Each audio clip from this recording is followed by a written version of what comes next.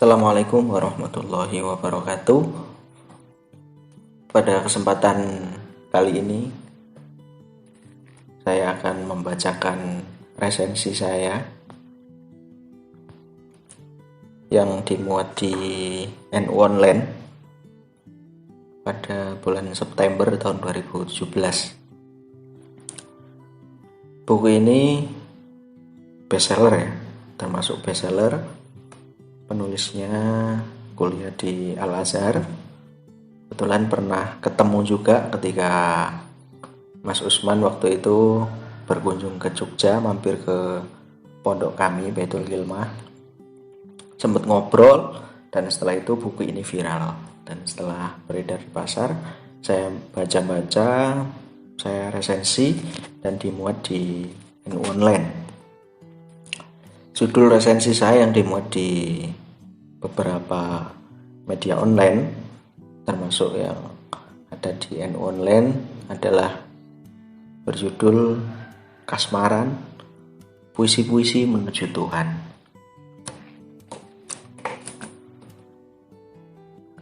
Pertama saya mulai resensi ini, saya mengutip perkataan penyair juga, Acep Jam Nur. Dia berkata seperti ini dalam catatan yang ia berikan kepada Usman Arumi.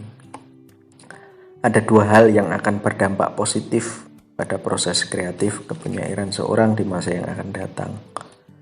Keduanya itu adalah aktif menulis dan menerjemahkan puisi-puisi. Hal itu saya rasa terbukti dalam puisi-puisi Usman yang menurut saya sofistik ini ya. Ia tidak akan pernah menghasilkan puisi yang sofistik tanpa membaca puisi-puisi karya Jalaluddin Rumi, Ibnu Arabi, Rabi al-Adawiyah, dan penyair-penyair yang lain. Menurut saya, dalam buku ini seorang Usman juga tidak mungkin bisa melahirkan puisi-puisi indah tanpa mempraktekannya langsung dengan menulis puisi itu sendiri. Mengapa Usman Arumi bisa mendapat ruang khusus di Indonesia dalam dunia sastra? Saya rasa ia telah mendapatkan keberkahan dari aktivitas yang ia tekuni dengan tulus. Selain itu, ia juga nampaknya mendapat keberkahan dari tokoh-tokoh besar yang karyanya ia terjemahkan. Sebelum buku Kasmaran ini diterbitkan oleh Diva Press, Usman Arumi pernah menerjemahkan puisi-puisi Nizar Qobani ya dalam bahasa Indonesia dengan judul Surat dari Bawah Air. Kemudian Usman juga pernah menerjemahkan puisi-puisi karya Prof. Sapardi Djoko Damono dalam bahasa Arab dengan judul Hamuka Daimun. Pada tahun 2012, Usman Arumi berangkat ke Mesir untuk melanjutkan pendidikan di Al-Azhar University, Fakultas Bahasa Arab dan Sastra.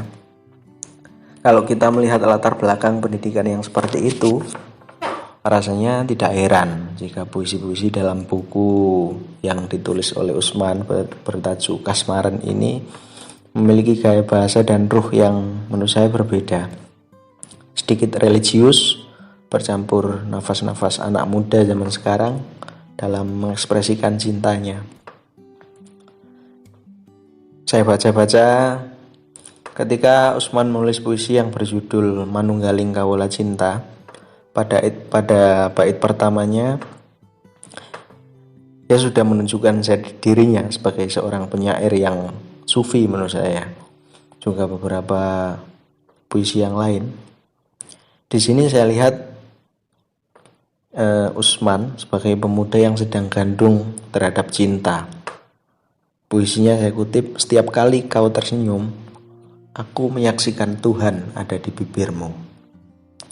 Di situ ada kata kau, senyum, Tuhan, dan bibir.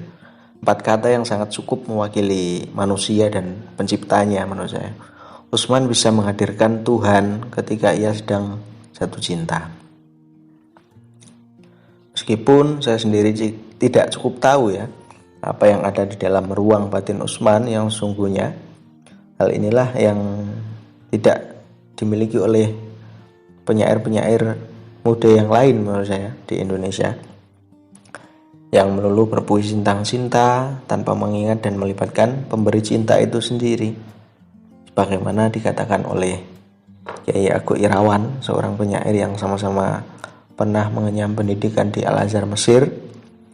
Menurutnya puisi yang bagus, ya, jadi puisi yang bagus menurut Kiai Agung Irawan adalah ketika puisi itu mampu mewakili perasaan orang lain.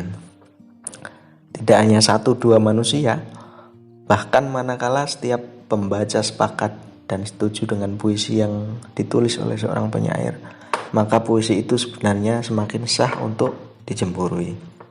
Misalnya, dalam buku Kasmaran ini, Usman berpuisi tentang senyum. Ia tidak hanya melibatkan eksistensi Tuhan menurut saya, ia juga mengajak makhluk-makhluk lain yang ada di sekitarnya untuk hadir dalam puisinya. Sehingga puisi yang ia tuliskan menurut saya bisa semakin hidup. Saya kutipkan, senyummu selalu sejuk. Apakah saat menciptakan bibirmu, Tuhan membasuhnya dengan embun pagi? Memandang senyummu selalu mengingatkanku saat menyepi.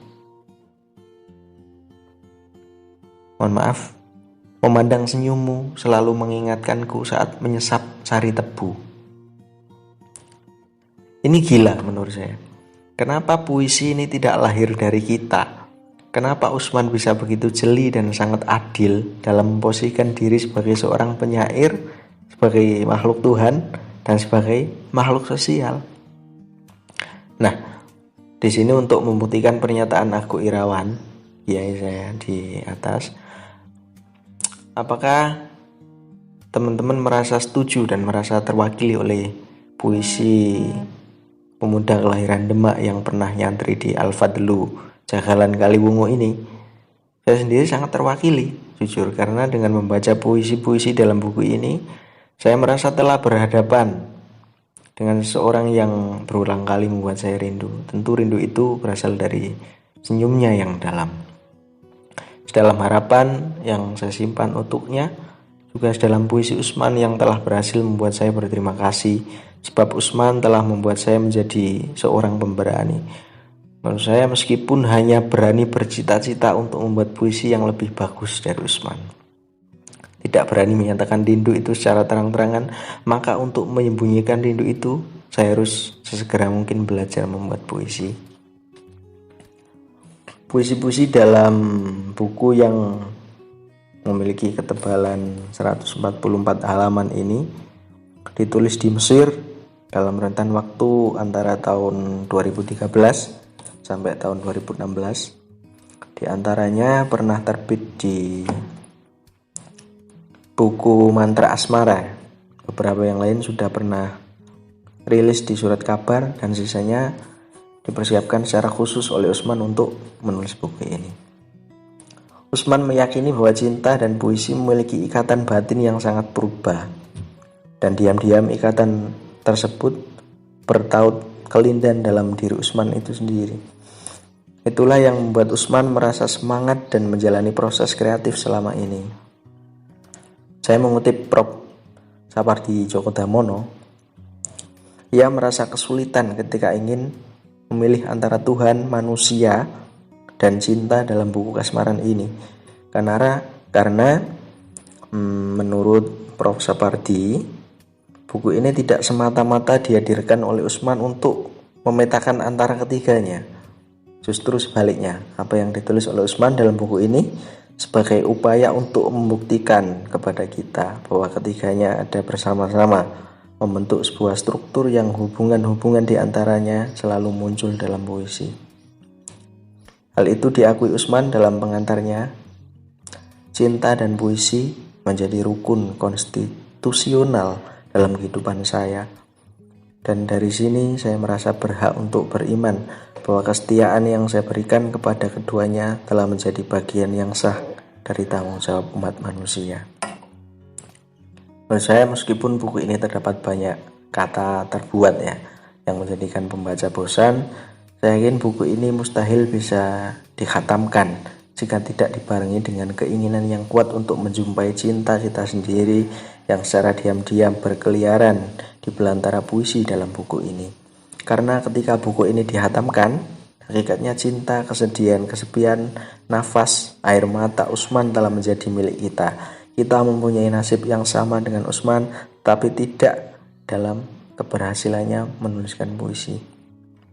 Maka, ketika kita telah menyadari itu, bahwa setiap manusia memiliki perasaan dan nasib yang sama, sesungguhnya cinta belumlah menemui garis finish.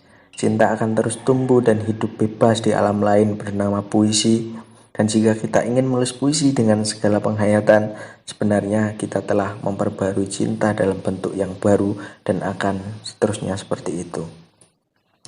Keterangan buku, judul Kasmaran, penulis Usman Arumi, penerbit Diva Press, cetakan tahun 2017, ISBN 978 602 391 4166, presensi Ahmad Ali Adim, santri di Pesantren Kreatif Baitul Kilmah. Mohon maaf apabila banyak kesalahan. Terima kasih telah menyempatkan waktu berkunjung ke channel saya. Wassalamualaikum warahmatullahi wabarakatuh.